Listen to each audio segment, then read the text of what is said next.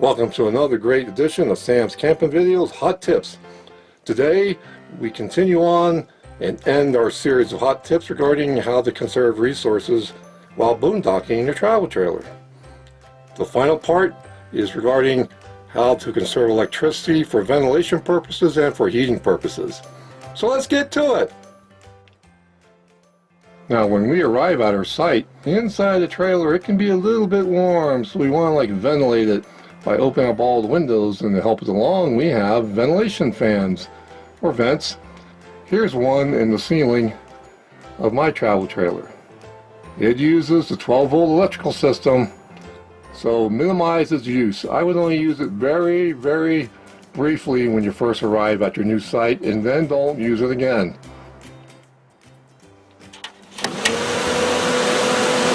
It's using electricity right now. I wouldn't use it for no more than 10 or 15 minutes. What should you do if you need to ventilate the inside of your travel trailer when you first arrive at your campsite for longer than 10 or 15 minutes?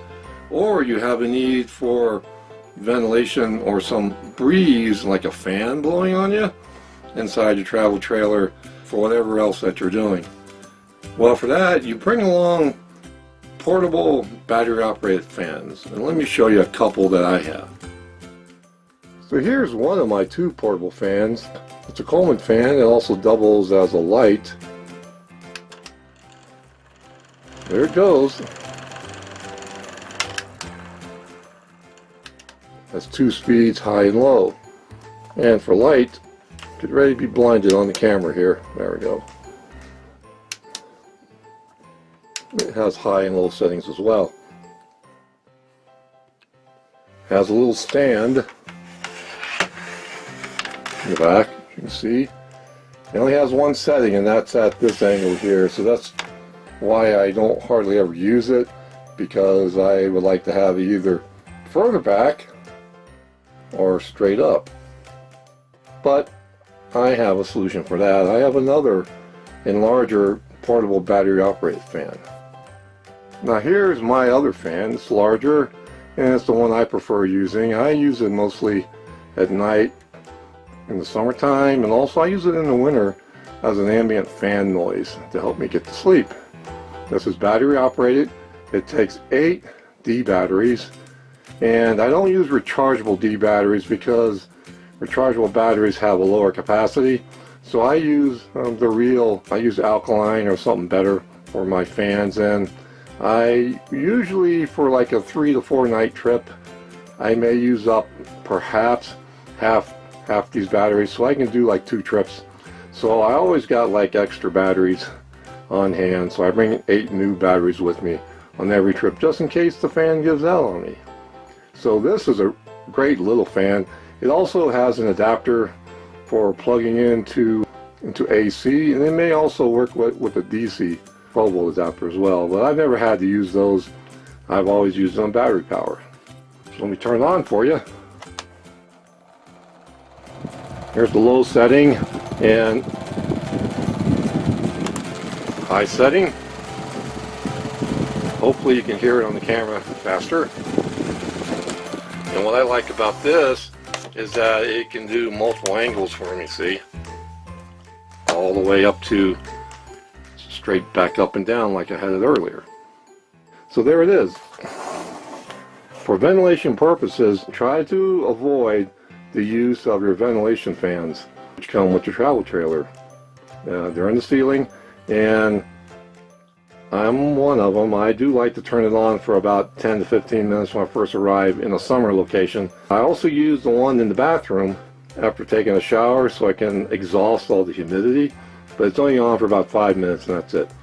But for all my other ventilation purposes, I use fans like these, and thus I save my precious 12-volt RV battery resource. So I've covered mostly summertime use of ventilation fans, and now I'm going to move on to cold weather locations to where you need to have heat to keep yourself warm in a travel trailer. So what do you do to stay warm in a winter time location. Do you just allow yourself to freeze? Because my travel trailer is thin-skinned, and it's only like about 10 degrees warmer than here than it is outside. So what do you normally do to keep yourself warm in your travel trailer? You may use that device that it comes with. Here it is, that forced air heater. Yeah, it really gets you warm, but it does use quite a bit of 12-volt electricity from your RV batteries because it's a forced air system. It has a fan and a little motor in there. It could be probably the most expensive electrical device you have in your trailer. But the part I really don't like about it is this. I just turned it on to warm up. I hope you can still hear me over the racket this thing is making. It is loud. Do you really want this device to be going? Let me turn it off so you can hear me. Oh, that's so much better. That is a noisy device. Well, I don't really like using that forced air heater because it is just too noisy. But there are other alternatives to using the resources in your travel trailer for keeping warm, mostly at night.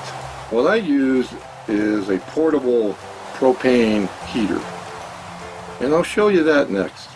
Now here are two options that you can select from, and there are other ones just like that. These are portable propane heaters. One on the right is a Coleman PowerCat, and I used to use it when I went tent camping years ago.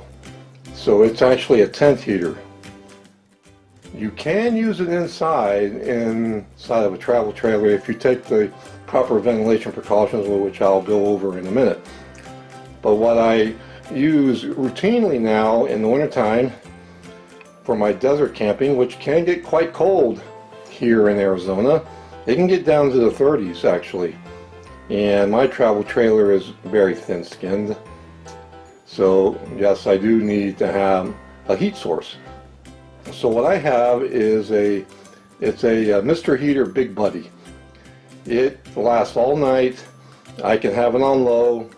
It can take up to 2 small propane canisters, while the heat source on the right takes 1. And the one on the right, which is actually a tent heater, like I said before, it will use up a small propane canister within 4 to 6 hours, which means you'll have to swap it out if you want to have a good heat source going on all night in your travel trailer. While the one on the left, it will go up to around 8 hours on 2 canisters on the low setting. BTUs for the unit on the right is 3,000 BTUs, and for the unit on the left, the minimum at the low setting is 4,000 BTUs. It can go up to as high as, I believe, is 18,000 BTUs on high. You'll use up all your propane within a few hours though if you do that, but I've never had to go beyond the low setting.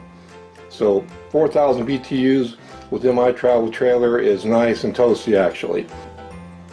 The unit on the right, he's for like about 400 square feet, which is more than enough actually, in probably any travel trailer except for the large ones. I have a 19-foot one, so that's more than enough. I'm actually too warm at times, in my travel trailer overnight, with the big buddy on the left. You do have to provide proper ventilation, which means you have to have like a vent cracked or a window cracked open a little bit, and make sure that you don't close off that stovetop flapper vent on the outside of your travel trailer. Keep that open.